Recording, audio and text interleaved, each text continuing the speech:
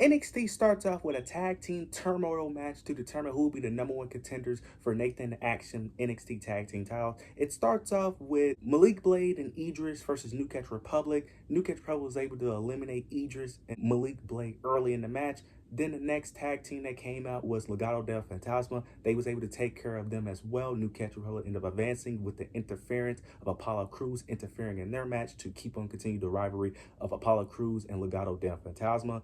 Then the OC comes out as the next tag team to face New Catch Republic. New Catch Republic, they have a good hard-fought battle, but they end up picking up the victory as well with a roll-up pin from Nathan Frazier, if I'm not mistaken. Then the final team that comes out is Chase U. They go back and forth, but Taylor Bate was about to hit a springboard on Andre Chase with Reg Holland moving Andre Chase out the way, ends up sacrificing himself in order for Chase U to pick up the victory, which they do. Andre Chase ends up taking advantage of that, and Chase U are your #1 contenders for Nathan Axum NXT Tag Team Championship, and they will be the ones facing Nathan Axum at Heatwave. Very interested to see how this plays out. They're still playing the story of Reg Holland being that kind of being a heel to a degree, but also playing a babyface, potentially getting kicked out the group or the group becoming heels in general. Interested to see how that plays out.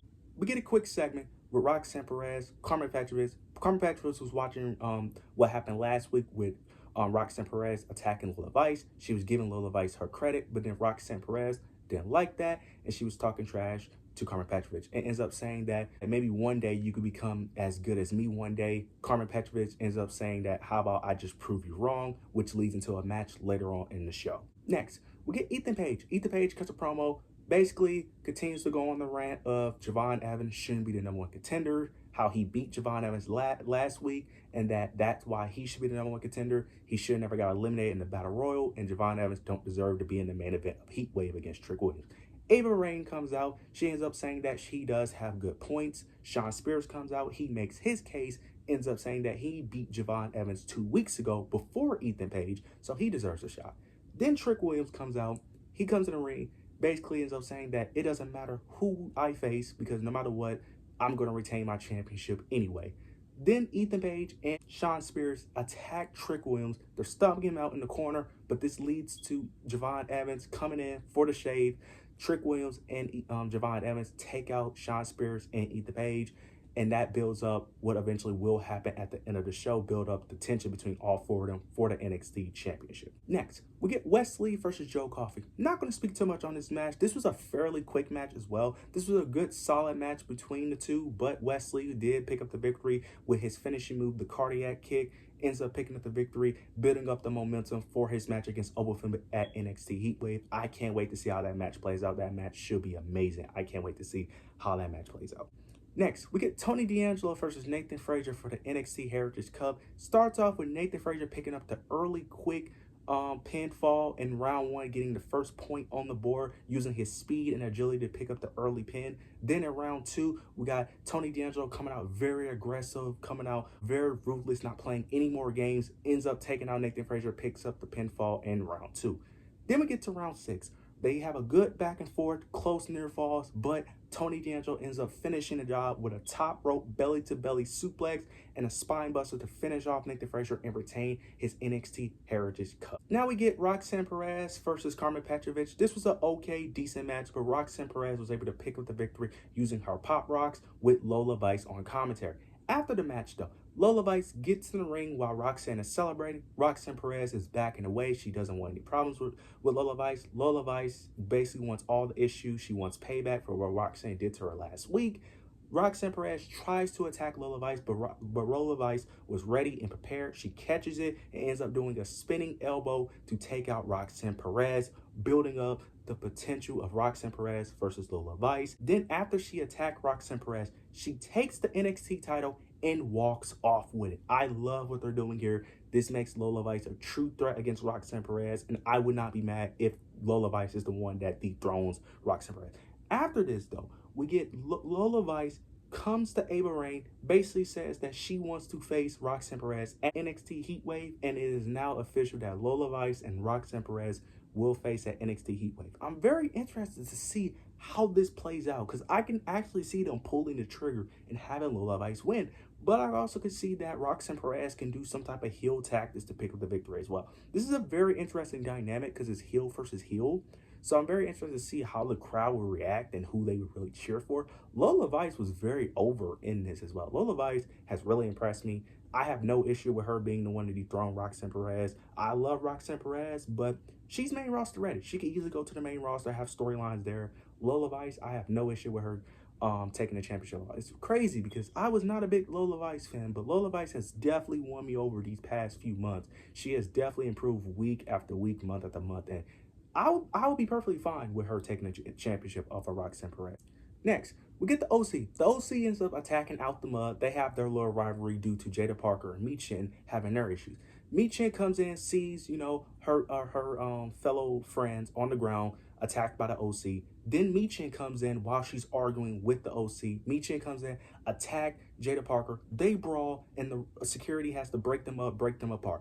After this, though, Jada Parker cut a very passionate promo, interrupted an interview segment, basically says that she wants Michin in a street fight. Next week, we're going to get Michin versus Jada Parker in a street fight. I can't wait to see how that plays out. That match should be amazing.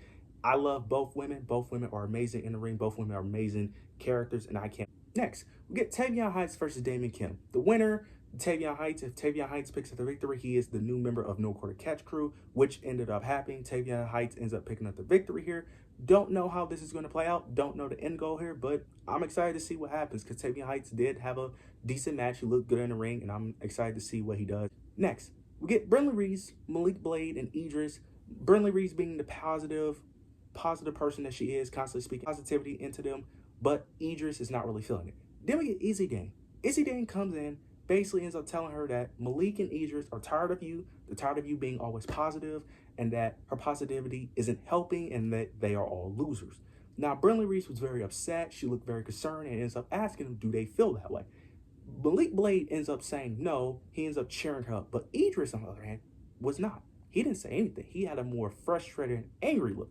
It looks like they're having a potential heel turn of Idris, but I'm not sure. I'm very interested to see how this plays out. I'm hoping something happens because this has been going on for a bit too long and it needs an end goal. And I'm very interested to see how this plays out though, but because Idris did have a more angry look on his face, and he wasn't really feeling Malik and Brinley's positivity in this segment. Now we get Sol Ruka versus Ariana Grace, number one contendership to see who will face Kalani Jordan at Heatwave for our NXT North American Women's Championship. Sol Ruka picks up the quick victory here. Not too more to speak on. It will be Kalani Jordan versus Sol Ruka at NXT Heatwave. Next, get a quick segment. JC Jane, Fallon Henley, Jasmine Nix. They're tired of everyone getting opportunities. They're tired of everyone getting opportunities but them. They feel like they shouldn't be the ones being the opportunities for the NXT Women's Championship, the NXT North American Women's Championship, and they feel like those opportunities are theirs. They end up, it looks like they're forming a potential alliance, a new faction on NXT. Very interested to see how that plays out. I think it has good potential if booked right, so I'm interested to see how that plays out. Now we get to the main event. Trick Williams for Shawn Spears. This was a good match as well. Get towards the end of the match. Someone interfere in the match. I don't know who it's supposed to be. Someone interferes in the match. Security have to pull him away. Trick Williams goes for a springboard dive, but as he goes for the springboard dive, he hits it. The fan or the guy, whoever, ends up still being out there. He takes out security. He ends up picking up, I don't know what it's called, but he picks up the thing that's typically on top of the announcer table, hits Trick Williams with it on purpose because he swung it, and then Shawn Spears takes advantage of that and ends up picking up the victory. After this, though, they show the back room of Ava, Mr. Stone, and Stevie Turner. Ava Raine ends up making it official that it will be a fatal four-way match at NXT Heatwave between Ethan Page, Trick Williams, and Shawn Spears. I can't wait to see how that plays out. I love what they did here. I love the spin because I was confused why they did Javon Evans and Trick Williams at Heatwave. Now it makes more sense.